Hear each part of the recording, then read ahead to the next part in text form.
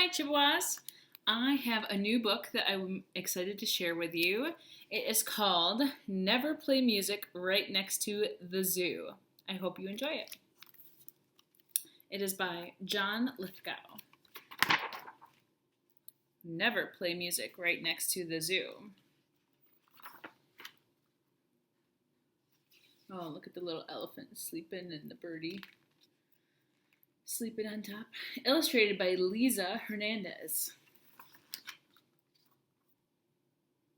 I went to a concert when I was a lad, no older than many of you. I sat with my sister, my mother, my dad, at a band shell right next to the zoo. Look at, they're all going to the concert, all excited. Big long line going to the concert. Look, it says free concert tonight. Look at that line. It's giving him it's kind of peeking at them in his one eye, out of his one eye. The soft summer air was so balmy and sweet, and the program was running so long, that I found myself falling asleep in my seat, despite all the music and song. Uh-oh, never good to fall asleep at a concert. All at once the conductor erupted with rage. A band of wild animals was storming the stage. Oh no, what's going to happen? Oh children, remember, whatever you may do, never play music right next to the zoo. They'll burst from their cages, each beast and each bird, desperate to play all the music they've heard. The lions and the elephants, the bears and the raccoons will steal away the trumpets, the flutes, and bassoons. Oh my goodness, that woman is hanging on to her flute. She's fighting the bears and the raccoons for it. Replace all the musicians and chase them away. Then they'll sit in the band shell and play.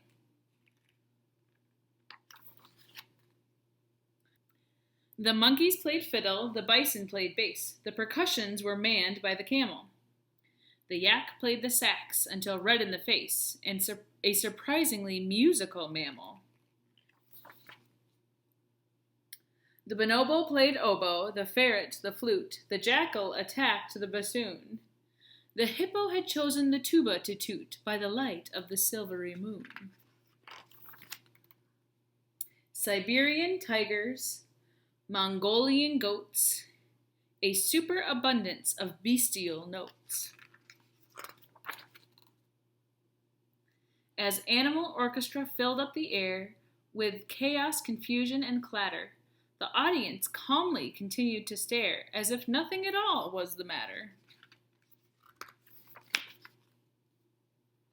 I trembled with terror, suppressing a scream, while my parents just sat there enraptured. Oh, how I wished it was only a dream, and those creatures all safely recaptured.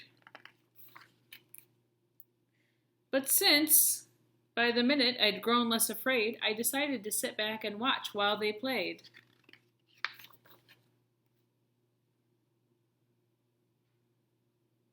Oh, look at everybody's watching. Even the conductor. There's a little raccoon with the baton on his head.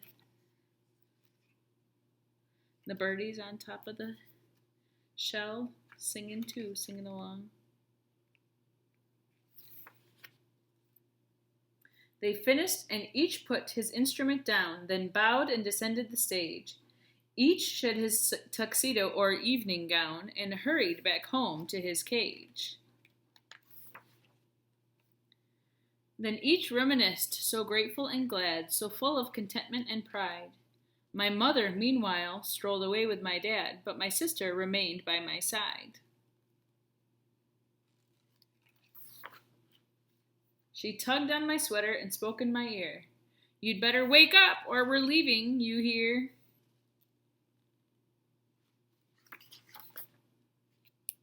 Oh, children, remember, whatever you may do, never play music right next to the zoo. They'll burst from their cages, each beast and each bird, desperate to play all the music they've heard. No, never play music right next to the zoo, and pay strict attention to rule number 2. Bear it in mind for the rest of your days. Don't fall asleep when the orchestra plays.